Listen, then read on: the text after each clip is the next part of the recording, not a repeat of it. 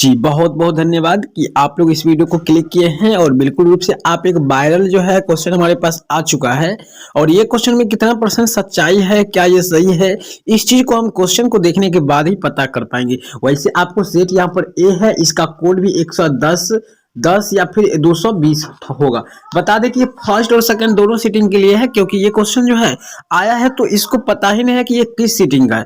But ये viral होकर ही आया है, कहीं मॉडल पेपर आर्ट से भी नहीं मिल पाया है। क्वेश्चन हमने मिलाकर देखे भी तत्काल, उसके बाद नहीं मिल पाया है। क्वेश्चन जो है बिल्कुल तरह से लग रहा है कि पूछा ही जाएगा एग्जाम में, तो बिल्कुल तरह से आप इस क्वेश्चन को देख लीजिए। बाय चांस कहीं यही क्वेश्चन अगर आपके एग्जाम में रह गया तो अगर आप नहीं देख पाते हैं तो आप बाद में पछता जाओगे। तो चलिए हम इस क्वेश्चन को यदि वायरल होकर आया है हमारे पास तो इस क्वेश्चन को हम लोग देख लेते हैं, बारीक से समझ लेते हैं। तो आपको क्वेश्चन यहाँ पे बताया गया है 92/115 का सरलतम रूप क्या होगा जी।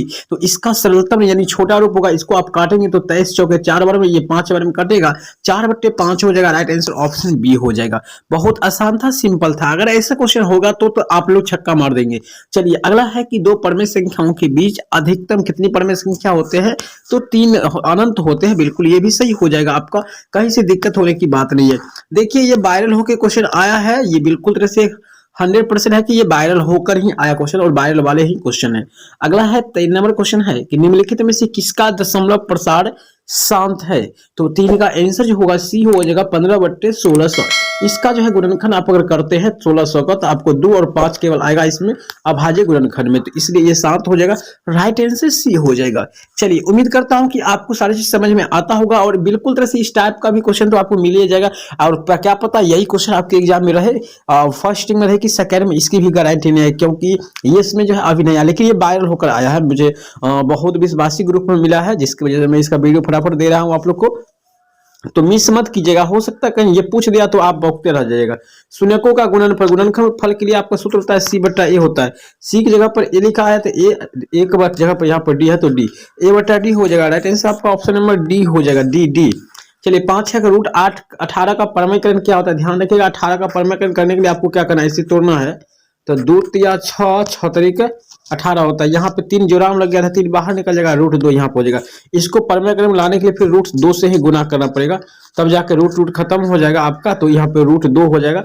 राइट आंसर बी ऑप्शन हो जाएगा, ठीक है ना, बी हो जाएगा। इसको परमयक्रम का गुणांक हो जाएगा। चलिए अगला सवाल आपके सामने में है, यहाँ पे सबसे छोटी अभाज्य संख्या क्या होता है।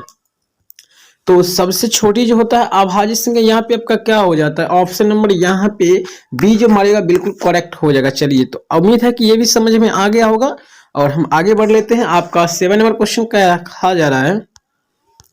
तो यहाँ पे आपको 7 नंबर सवाल है कि यदि a बराबर BQ प्लस R है, जहां a और b धनात्मक पूर्णांक हो तो क्या हो जाएगा कि R मतलब होता है क्षेत्रफल से बड़ा हो जाएगा आपका, b मतलब भाजक, और राइट आंसर सी हो जाएगा जो 100% सही हो जाएगा। चलिए यार बल्ले वाले एग्जाम में जाके ठोक देना है, सीधे सीधी मारना है और एकदम तरह से मिल ही जाएगा। कौन परमेय संख्या है, तो फटाक्शन परमेय संख्या आपका डी होगा। √5 कैंसिल होगा, 6/1 हो जाएगा, डी हो जाएगा। बहुत आसान क्वेश्चन है, पूछा ही जाएगा। मुझे बहुत उम्मीद है कि ये क्वेश्चन में से मतलब ऐसा सेम तो नहीं, लेकिन पता नहीं कि सेम क्वेश्चन रह जाए तब तो बल्ले बल्ले, और रहा भी जाएगा।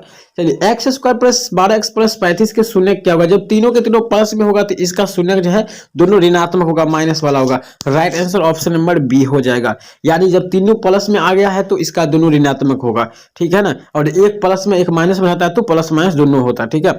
चलिए अगला सवाल है कि निम्नलिखित में से कौन अपरमेय संख्या है जी। तो 27 जो है अपरमेय संख्या है क्योंकि इसका पूर्ण गुणज नहीं होता है। इसका पता है आपको हो जाता है, इसका भी हो जाता है 17, इसका लगभग होता है 14 होता है, और इसका तो 11 होता है।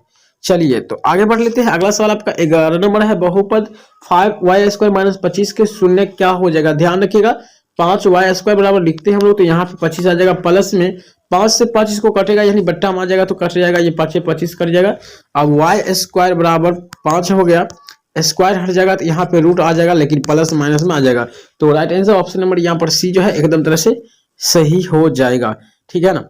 चलिए तो आगे बढ़ लेते हैं अगला सवाल की और हम लोग देखते हैं। ध्यान रखिएगा, चलिए एक एक सवाल ही बता रहा हूँ, सही सही बता रहा हूँ। चलिए अगला है कि एक द्विघात बहुपद के शून्यकों का योग गुणनफल इतना है। तो इसका फॉर्मूला होता है आपका x² - α + beta into x plus alpha into beta. तो x² तो आपका रहेगा ही, और यहाँ पे हो जाएगा आपका माइनस अल्फा प्लस बीटा का मान इतना कहाँ है, 3 है, तो यहाँ पर 3x हो जाएगा प्लस अल्फा इंटू बीटा का मान है आपका -40 प्लस माइनस माइनस हो जाएगा, तो यहाँ पर भी आपका -40 हो जाएगा। तो एक्स स्क्वायर -3x -40 आंसर हो जाएगा, जो नीचे ऑप्शन में है, यहाँ पे ऑप्शन ए में दिख रहा है, ये आपका सही हो गया है। चलिए आपका 13 नंबर सवाल है यहाँ पे कि युग्म समीकरण इतना इतना का हल क्या होगा, इसका हल अनगिनत हल हो जाएगा। 13 का आंसर आपका डी हो जाएगा। ऑप्शन नंबर यहाँ पे 13 का जो है डी हो जाना चाहिए, या फिर ऑप्शन यहाँ पे निकालना पड़ेगा, रुक जाइए। तो यहाँ पर देखिए 1 बट्टा आपको यहाँ पे 2 लिखना है बराबर 2 बट्टा 4 लिखेंगे, फिर 4 बट्टे 8 लिखेंगे, यानी सब के सब बराबर है, ठीक है ना। चलिए सब सब बराबर है, तो इसके लिए जो हल होगा सो क्या हल हो जाएगा, तो अनियमित रूप से लगभग सभी हल ही हो जाएगा। ऑप्शन नंबर यहाँ पे 13 का सवाल है, तो 13 का या फिर एक हल हो जाएगा। देखिए थोड़ा मिस्टेक हमें यहाँ पे डाउट हो रहा है, ठीक है। चलिए इसको देख लीजिएगा, यहाँ पे आपके सामने 14 नंबर है, तो बी का मान यहाँ पे क्या निकल के आएगा, तो शून्य निकालना है। तो 14 में जो है आपको बी के मान यहाँ पे निकाल के आएगा, आपका 1 निकल के आएगा। आप इसको सॉल्व करके देखिएगा, तो व्युत्क्रम होगा तो आपको बी का मान -1 निकल के आएगा। चलिए आगे बढ़ते हैं और अगला सवाल की ओर हम लोग बढ़ते हैं। 15 नंबर सवाल देखते हैं। अर्धवृत्त का कोण क्या होता है जी। देखिए अर्धवृत्त का कोण मतलब क्या होता है, एक वृत्त है यहाँ पे और इसको आधा कर दिए तो एक आधा वृत्त बन गया। आधा वृत्त पर जो कोण यहाँ पे बनेगा तो वो 90 डिग्री का ही बनेगा, ठीक है ना। ऑप्शन 90 डिग्री में है, सी में मारिएगा सी, अगर नहीं रहेगा तो 180 रहेगा तो 180 मारिएगा, ठीक है ना। चलिए द्विघात समीकरण एक्स का इतना इतना के वास्तविक मूल नहीं है तो है यदि, तो इसका मान क्या हो जाएगा, तो 16 का आंसर डी मारिएगा। बी स्क्वायर -4ac बड़ा हो जाएगा 0 से। चलिए 17 है, यदि अल्फा बीटा इतना है तो मूल हो तो अल्फा 1/अल्फा प्लस 1/बीटा का वैल्यू क्या हो जाएगा, तो 17 का आंसर हो जाएगा डी। आपका ऑप्शन नंबर यहाँ पे सॉल्व करके मारिएगा फटाफट।